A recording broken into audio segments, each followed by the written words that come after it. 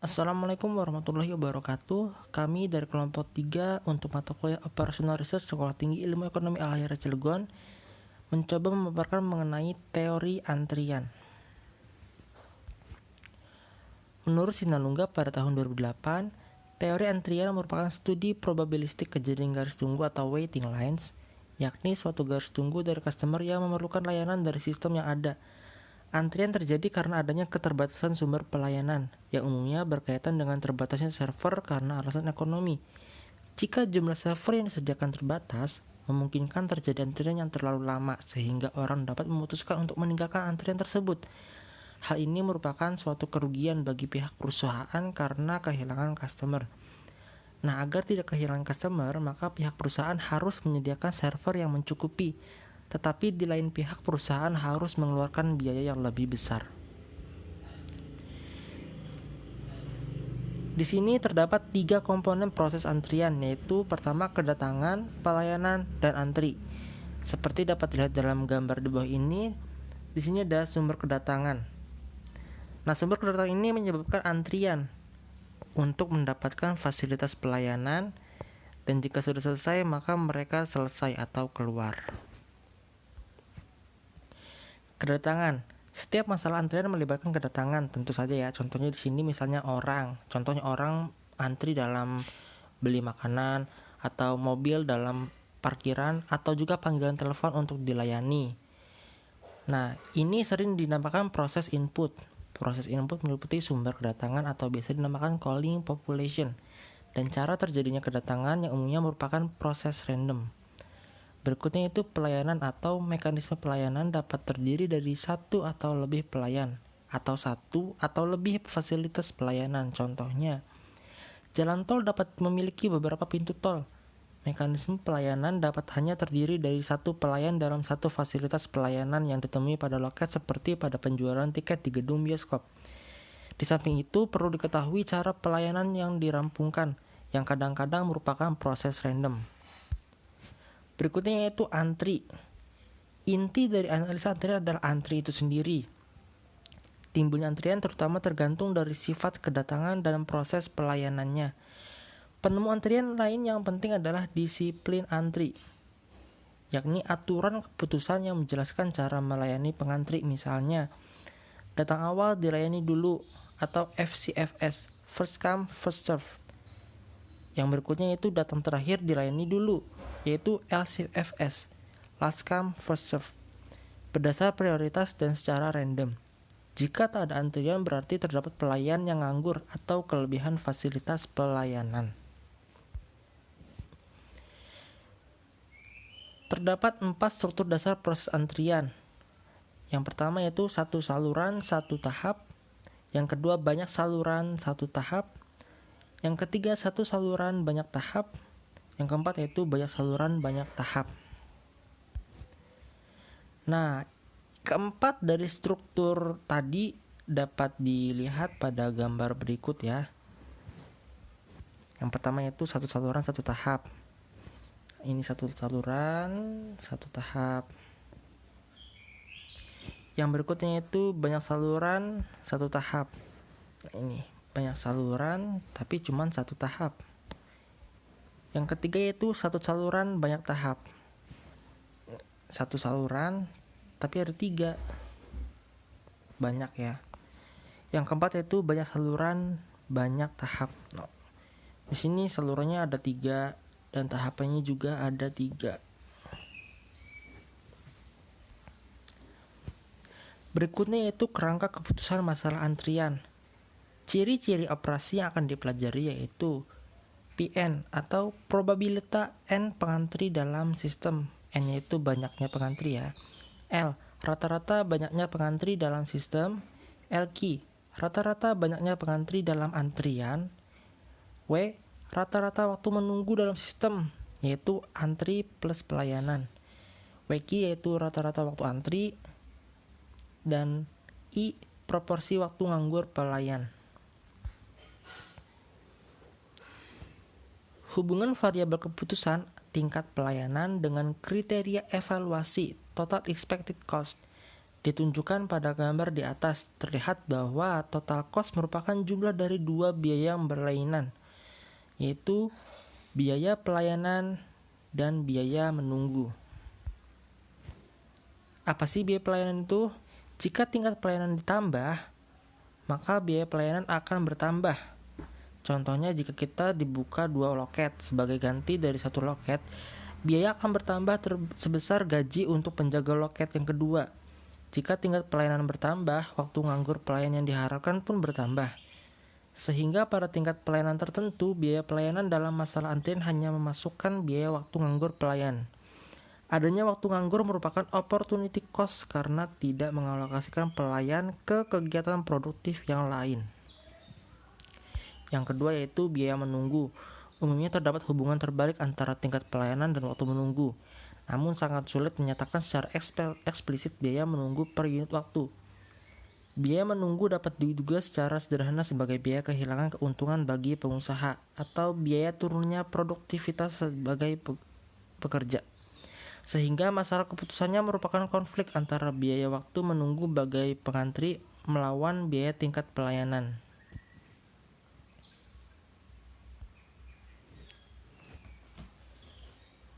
Berikutnya itu terdapat asumsi-asumsi teori antrian. Yang pertama yaitu distribusi kedatangan.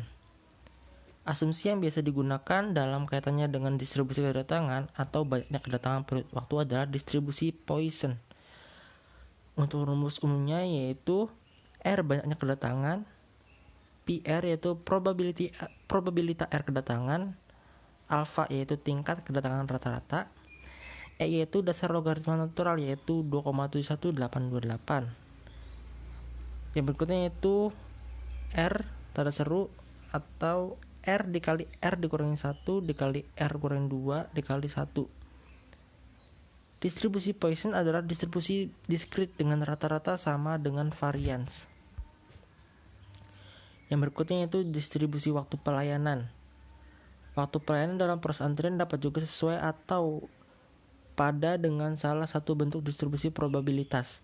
Asumsi yang biasa digunakan bagi distribusi waktu pelayanan adalah distribusi eksponensial negatif, sehingga jika waktu pelayanan mengikuti distribusi eksponensial negatif, maka tingkat pelayanan mengikuti distribusi Poisson. Yang ketiga yaitu disiplin antri. Suatu tingkah laku pengantri yang dapat mempengaruhi aturan pelayanan adalah pengantri yang tak sabar dan memutuskan untuk meninggalkan sistem sebelum dilayani yang dikenal dengan nama reneging.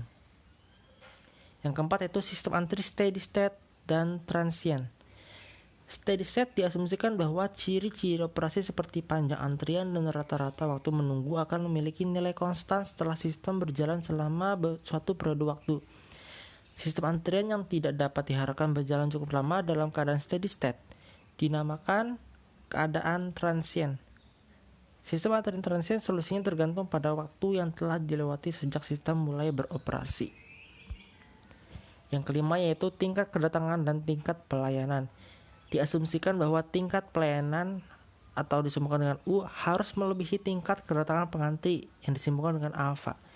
Jika tidak, antrian akan makin panjang sehingga tak ada solusi keseimbangan. Hubungan antara tingkat kedatangan dan tingkat pelayanan dan panjang antrian yang diharapkan ditunjukkan pada gambar di bawah ini.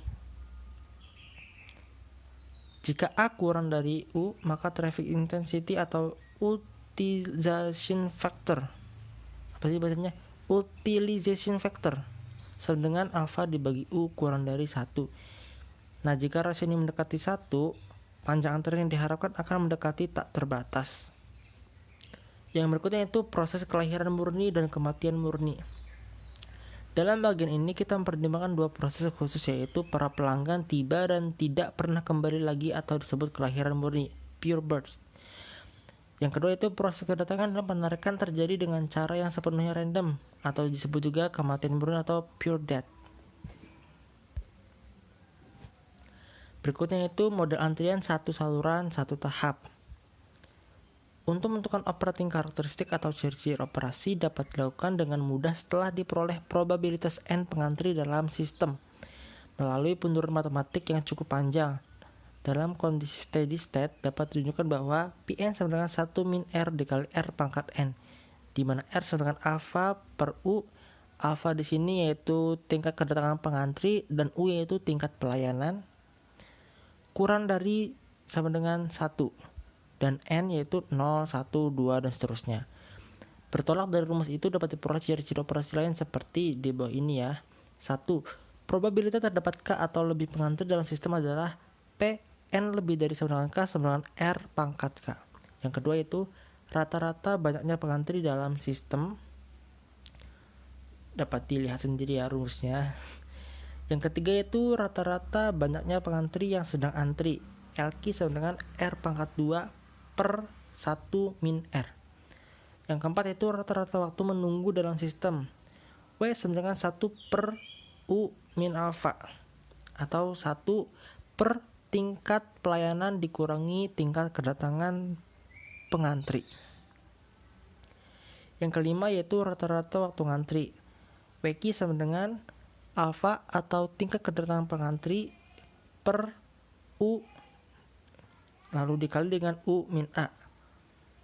Yang keenam yaitu proporsi waktu nganggur pelayan. PA sama dengan I sama dengan 1 min R.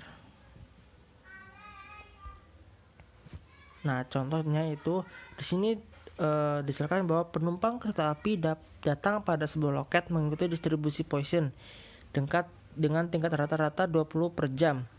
Misalkan secara rata-rata setiap penumpang dilayani 2 menit dan waktu layanan mengikuti distribusi eksponensial. Setelah sistem dalam steady state, carilah P4 berapa, L, LQ, W, WQ, PO, dan berapa probabilitas pengantri tidak mendapat tempat duduk jika kursi yang disediakan di depan loket hanya 3. Nah, dari kasus tersebut kita dapat menjawabnya yaitu tingkat kedatangan rata-rata L sama dengan 20 per jam ya. Di sini 20 per jam. Dan tingkat pelayanan rata-rata sama dengan 30 per jam. Dari mana sih 30 per jam? Yaitu di sini kan 2 menit ya. 1 jam kan 60 menit. Jadi 60 menit bagi 2 menit sama dengan 30 per jam. Sehingga R-nya yaitu 2 per 3. Yaitu dari 20 per 30 dan diperkecil jadi R-nya sama dengan 2 per 3. Yang pertama yaitu P4 nya sama dengan 1 min R, jadi 1 min 2 per 3 dikali lagi 2 per 3 atau R pangkat 4, karena yang dicarikan P4 ya, maka sama dengan 16 per 243 atau 0,066. L nya yaitu 2 per 3 per 1 min 2 per 3. Di sini 2 per 3 itu R nya per 1 min 2 per 3 sama dengan 2 penumpang.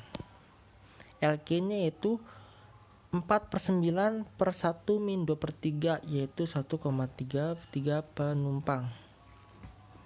LQ nya apa ya rumusnya tadi kan LQ yaitu R kuadrat per 1 min R. Nah, makanya karena R-nya 2 per 3, karena rumus R kuadrat, maka di sini 4 per 9 per 1 min R per 2 per 3, sama dengan 1 per 3 penumpang. 1,33 penumpang maksudnya. Yang berikutnya yaitu W, sama dengan 1 per 30 min 20. Rumus W yaitu di sini 1 per U min alfa. Makanya 1 per 30 ya tadi 30 per jam kan, dikurangin rata-ratanya. Sehingga hasilnya itu 1 per 10 jam atau 6 menit. 60 per 10. Yang berikutnya itu WQ sama dengan 20 per 30 dikali 30 min 20. 20 nya tadi itu rata-rata per jam dibagi 30 kali 30 min 20, yaitu 20 per 30 kali 10 sama dengan 20 per 300 ya, 30, 20, 10, 10 sama dengan 4 menit. Yang berikutnya itu PO atau I sama dengan 1 min 2 per 3, 1 dikurangin R ya, jadinya 0,33. Dan untuk berapa probabilitas pengantri tidak dapat mendapat tempat duduk jika kursi yang disediakan di depan loket hanya 3, yaitu PN lebih dari sama dengan 5 sama dengan 2 per 3 dikali 5 sama dengan 0,1317 atau 13%. Jadi kemungkinan pengantin itu tidak mendapat tempat duduk jika kursi yang disediakan di depan loket hanya 3, yaitu hanya 13%. Nah, dari kasus tadi, dimisalkan kepala stasiun mengetahui dengan pengganti penjaga loket yang ada dengan penjaga yang lebih terampil, waktu pelayanan berkurang dari rata-rata 2 menit per penumpang, tadi disebutkan di sini kan 2 menit ya, menjadi 1,5 menit per penumpang atau 40 penumpang per jam yang tadinya hanya 30 penumpang per jam.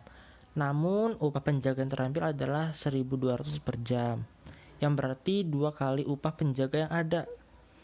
Kepala stasiun juga memperkirakan biaya menunggu pengantin adalah Rp50 per menit.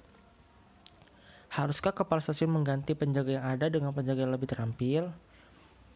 Nah, di sini ciri-ciri sistem yang diperlukan untuk menganalisis masalah itu adalah WQ dan L-nya yang dihitung seperti berikut. Kasus pertama yaitu pelayan yang ada memberikan U sama dengan 30 penumpang. Tadi ya di sini tekan 30 per jam. WQ-nya di sini tadi sudah dihitung yaitu 4 menit dan I-nya itu 33,3%. Nah, kasus kedua yaitu pelayanan terampil dengan memberikan tingkat pelayanan yaitu 40 per penumpang. Dicarilah WQ-nya berapa sih? Sama dengan 1,5 menit ya, yang tadi kan 4 menit. Dan I-nya yaitu di sini 50%. Jadi probabilitasnya 50%, sedangkan tadi itu 33,3%. Nah, karena tingkat kedatangan rata-rata I sama dengan 20 per jam dan loket dibuka 8 jam sehari, maka banyaknya pengantri diperkirakan 160. Sehingga jumlah waktu menunggu diperkirakan 160 kali 4 sama dengan 640 menit untuk kasus 1. Dan 160 kali 1,5 menit sama dengan 240 menit untuk kasus 2. Pelayan yang ada dibayar 600 kali 8 sama dengan rupiah 4.800. Dan pelayanan terampil yaitu opsi yang kedua itu dibayar 1.200 kali 8 atau 9.600. Nah, dari kedua kasus tersebut dicari sih biayanya sehingga bisa ditarik kesimpulan harus apa sih yang dipilih. Untuk kasus 1 yaitu biaya tunggunya itu 32.000. Untuk biaya pelayanannya yaitu 4.800. Sedangkan untuk kasus yang kedua yaitu biaya tunggu pengantri yaitu 12.000 dan biaya pelayanannya yaitu 9.600. Nah, sehingga dengan pengantri pelayan yang ada dengan pelayan terampil, kepala stasiun dapat menurunkan biaya tunggu pengantri sebanyak rupiah 20.000. 20.000 ini dihasilkan dari 32.000 kali 12.000 biaya tunggu pengantri ya. Ini 30. Jadi selisihnya 20.000. Dengan meningkatkan biaya pelayanan dari tadinya 4.800 jadi 9.600. Tetapi mungkin biaya total bukan satu-satunya pertimbangan dalam merancang fasilitas antri. Jadi kalau dilihat dari kesimpulan ini bisa diambil yaitu untuk mengambil pelayan terampil, karena jumlah biaya yang dikeluarkan itu lebih kecil ya. Bisa dilihat ini signifikan banget 20.000 selisihnya. Berikutnya itu model antrian banyak saluran satu tahap. Jika traffic intensity atau R sama dengan 1 per tingkat pelayanan mendekati 1, rata-rata waktu antri menjadi makin lama dan pengantri dapat menjadi frustasi. Dalam menghadapi kasus ini dapat diatasi dengan menambah saluran pelayanan. Ada beberapa cara menambah saluran seperti diilustrasikan pada gambar berikut. Ya, gambarnya. Ini untuk yang kedua. Beda ya.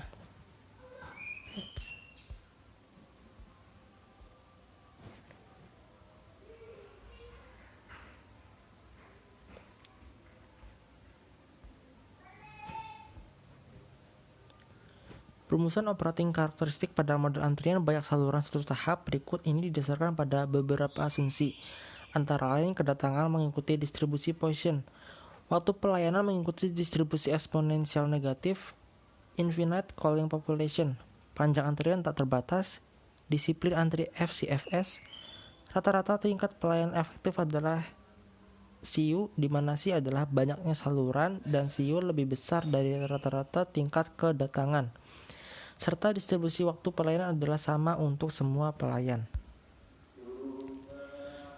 Jika steady state tercapai, operating karakteristik itu adalah, di sini dapat dilihat banyak sekali rumusnya ya.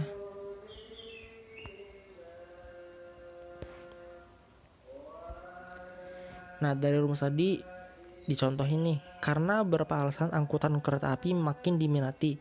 Misalkan kedatangan calon penumpang mengikuti distribusi Poisson dengan rata-rata 75 per jam.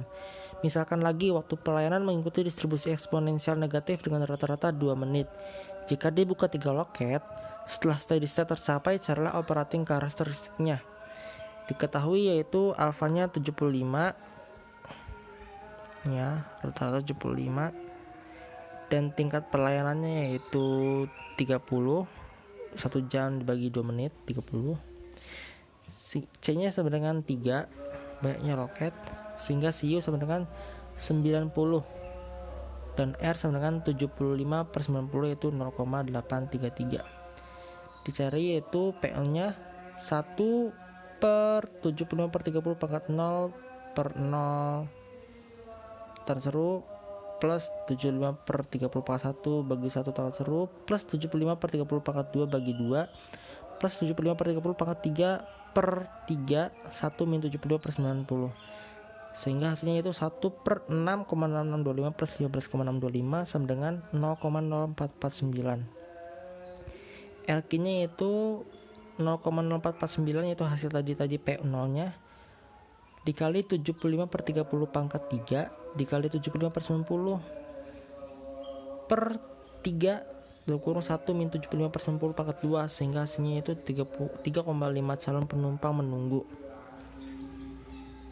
L nya yaitu 3,5 hasil dari LQ plus 75 per 30 sama dengan 3,5 kali 75 per 30 lah, itu matematika dasar, sama dengan 6 calon penumpang dalam sistem. WQ nya itu 3,5 per 75 sama dengan 0,0467 jam, atau sama dengan itu 2,8 menit menunggu.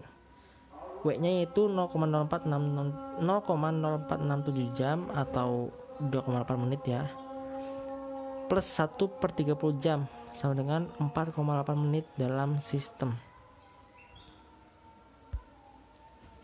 Terima kasih. Demikian yang dapat kami sampaikan dari kelompok 3. Semoga dapat menambah ilmu baru bagi kawan-kawan. Wassalamualaikum warahmatullahi wabarakatuh.